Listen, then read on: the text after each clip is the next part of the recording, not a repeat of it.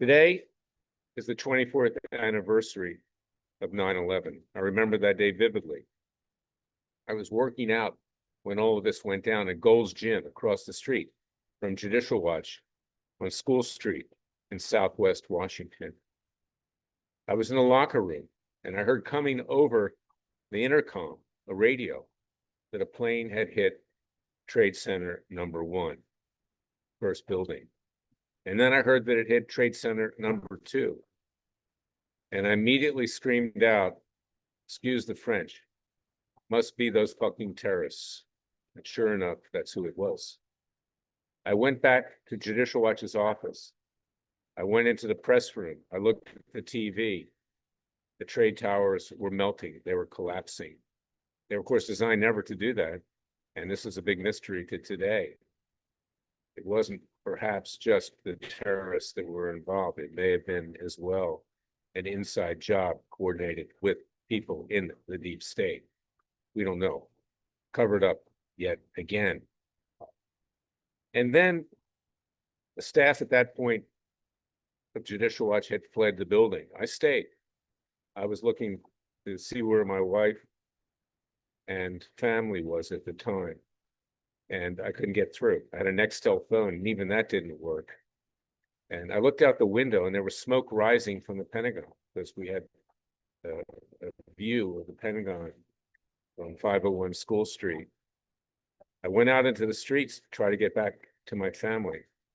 I couldn't do it. Everything was blocked. I wouldn't get back there in time. I went back to Freedom Watch, and I sat there, not knowing that a plane was also coming for the Capitol. Of course, Freedom Watch's headquarters were just a few blocks from the Capitol. It was another day that will live in infamy. Let us pay homage to the people that died that day, just as we're paying homage to Charlie Kirk, who died yesterday. Ultimately, I wound up representing a husband of someone who died in the World Trade Tower, a woman who was in the World Trade Tower. You had to actually change elevators midway down. She went down with her colleagues, forgot her sunglasses. She went back to get them on a higher floor. And by that time, the trade tower had collapsed. I also represented a brave first responder by the name of Vinnie Forrest, who came from Connecticut to save people on the World Trade Tower. He was a volunteer. He was buried under the rubble and ultimately was poisoned. He has to take 23 medications a day to survive, and he's been severely hurt. These are the tragedies that we face, that we must be strong. We must take a lesson from President Trump. There's been a lot of adversity. I've been in adversity. I get attacked nearly every day. My clients get attacked nearly every day.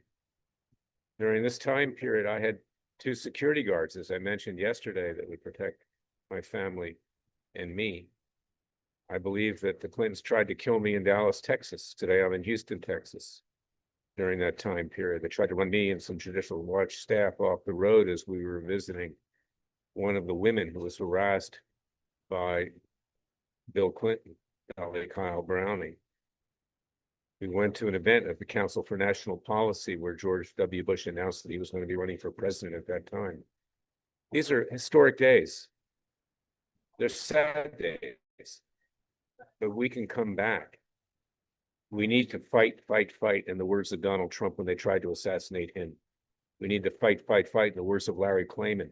We will never, ever lay down the sword to the left or anybody else, whether it's terrorists or whatever. And I've sued many terrorists. I've sued even the supreme leader in Iran. I've sued the Taliban.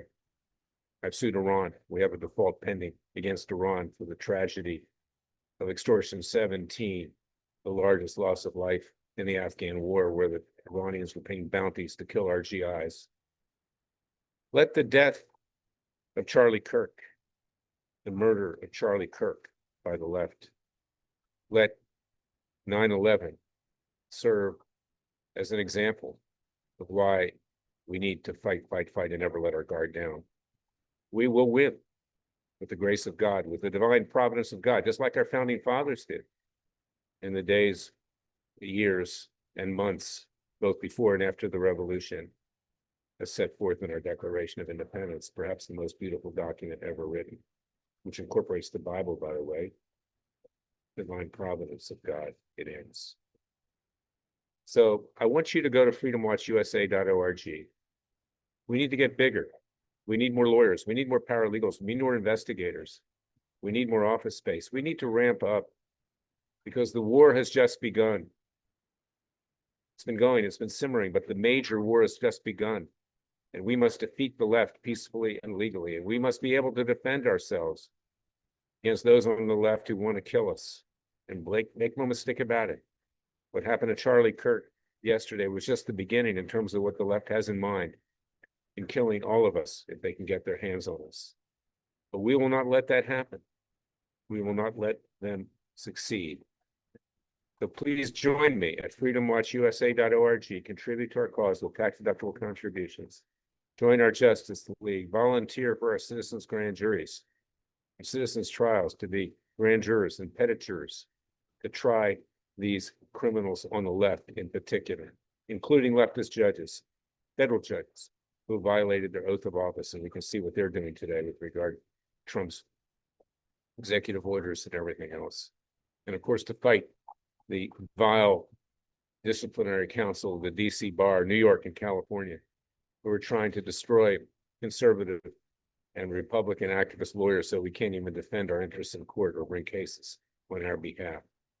I've been fighting the DC bar for 14 years. I've got 12 lawsuits against them. Maybe it's even 13 at this point. But we need to fight them. Rudy Giuliani was recently disbarred. They recommended the disbarment of Jeffrey Clark, a Trump lawyer during the first Trump administration. You've got John Eastman, professor who represented Trump. You've got Sidney Powell.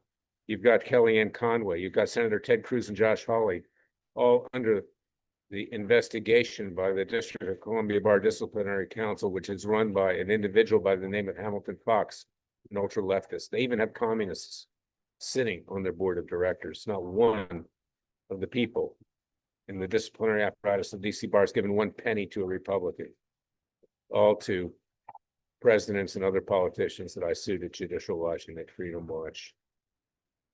We have a lot to face. The left has come for us. We must take them out peacefully and legally before they can take us out. That's my message for today. Go to freedomwatchusa.org. Join our Justice League, support us. And remember, the Father and Son will only help us if we help ourselves. God bless you. God bless America. God bless your family and loved ones. In the words of Patrick Henry, give me liberty or give me death. As far as I'm concerned, it's not going to be our death, and we're not going to cause anybody else's death.